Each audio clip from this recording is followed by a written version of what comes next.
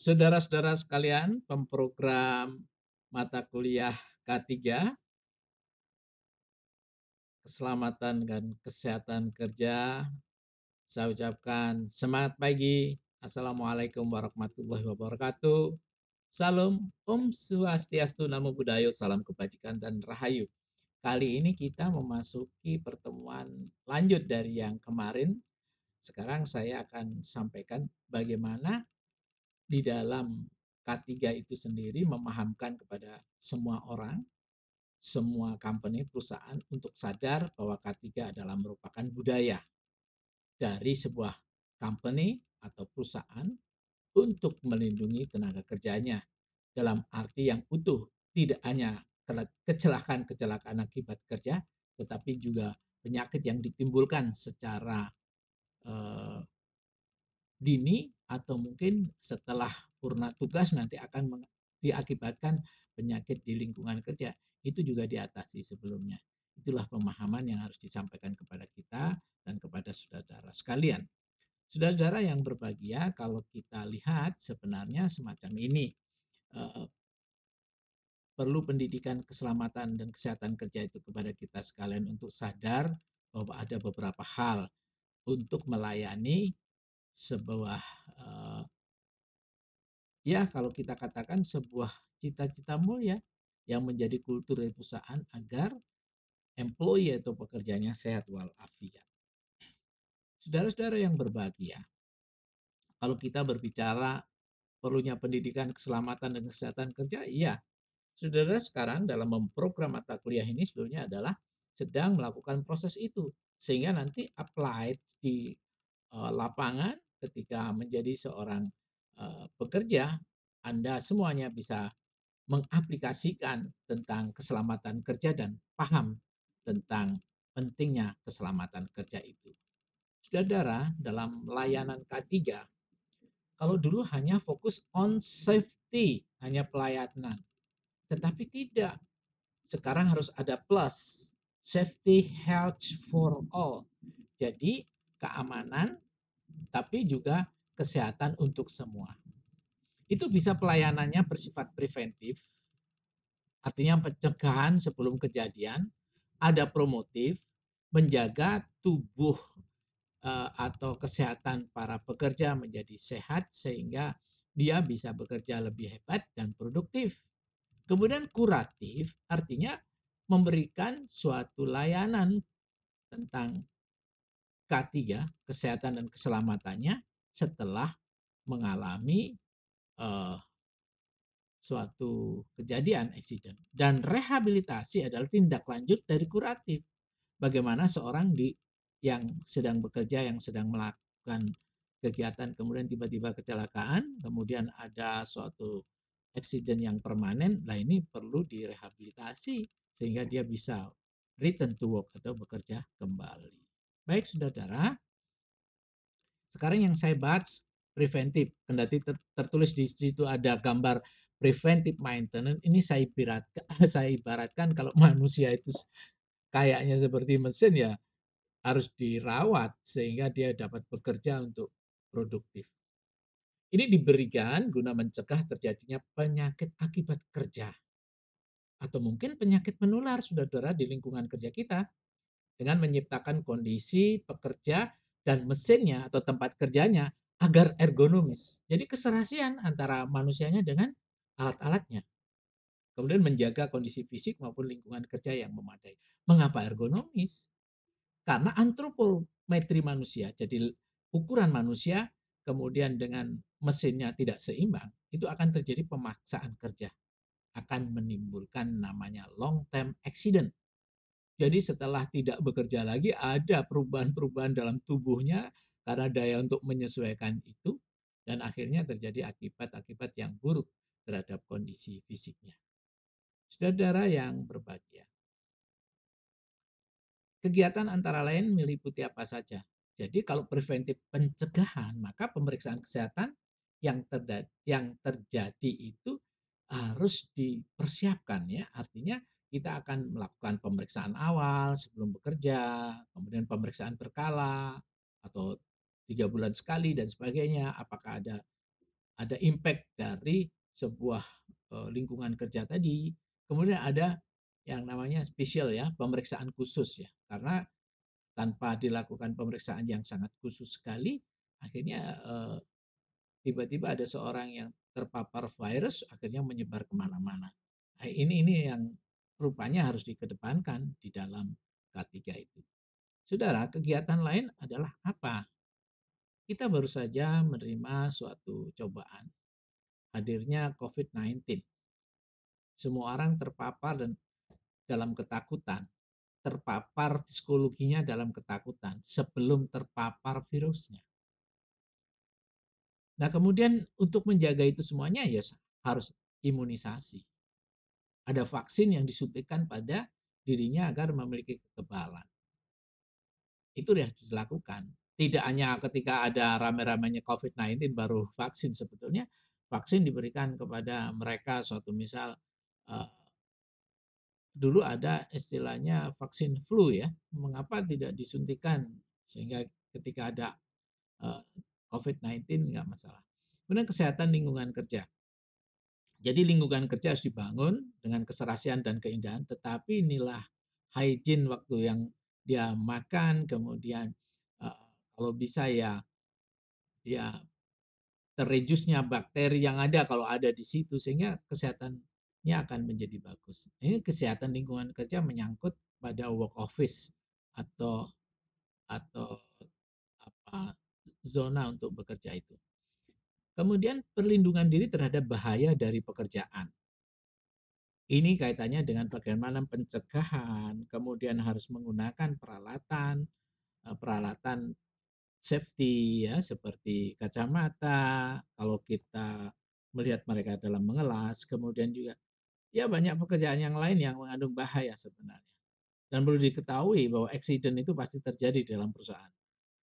Namun bagaimana how to reduce, bagaimana kita memperkecil, how to minimize, bagaimana kita meniadakan dan sebagainya. Kemudian penyerasian manusia dengan alat mesin yang kita atau alat-alat kerja yang kita sebut dengan ergonomi.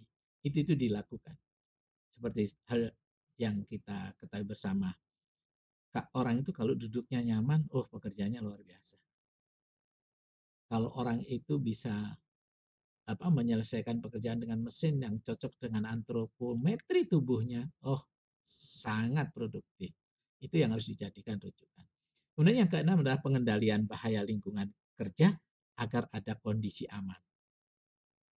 Jadi kalau kondisi aman itu harusnya ada pembelajaran kepada mereka, bagaimana kalau tiba-tiba ada accident, ada gempa bumi, ada konsleting listrik, ada kebakaran, ini harus mampu dan itu supaya dilakukan simulasi. Jadi bermain peran seakan-akan ada kebakaran, kemudian apa yang dilakukan dan sebagainya. Dengan demikian dia akan memiliki habit kalau ada masalah semacam itu dia akan segera bisa meresponnya dengan tepat. Saudara-saudara yang budiman, kemudian pelayanan promotif sekali lagi kalau tadi ada preventif, sekarang ada promotif. Kalau dilihat dari kata promotif itu bagaimana menciptakan manusia yang akan menjadi sesuatu pilihan. Dengan peningkatan kesehatan itu meningkatkan produktivitas, tetapi dengan promotif ini dijaga para pekerjanya keadaannya fisiknya bagus, mental pekerjanya luar biasa, kondisinya sangat baik, ini akan menjadi hal yang promotif juga bagi outsider. Jadi orang luar akan menilai perusahaan ini menjaga kesehatan employee-nya dengan bagus. Dengan demikian mereka akan bisa tertarik dan bisa menghargai produknya. Bayangkan ya, kalau ada produk makanan orangnya sering sakit di situ. Kira-kira terbeli nggak produk makanan? Juga akan dijauhi. Oleh karenanya produk makanan itu dalam pelayanannya akan dilihatkan bagaimana mereka mengerjakan dengan menggunakan baju yang tidak terkontaminasi oleh bakteri, kemudian menggunakan kaos tangan, menggunakan sivert yang dibuat di mukanya sehingga tidak terjadi kontaminasi antara nafas sang pekerja dengan objek makanannya dan sebagainya. Kemudian pelayanan promotif itu adalah bentuknya kegairahan. Jadi kalau employee-nya atau pekerjanya itu sangat gairah dalam bekerja, ujung-ujungnya adalah produktivitas akan naik. Ini akan menarik sekali dan perusahaan akan mendapatkan pujian. Kemudian mempertinggi efisiensi daya produktivitas kerja itu jelas ketika fisiknya bagus, kesehatannya oke, saya kira produktivitas pasti akan tercapai. Kegiatan antara lain meliputi pendidikan dan penerangan tentang kesehatan kerja. Jadi disadarkan tentang kesehatan kerja. Seorang pekerja yang sadar tentang kesehatan kerja, mereka akan berhati-hati dalam kerja. Eksiden akan terkurangi.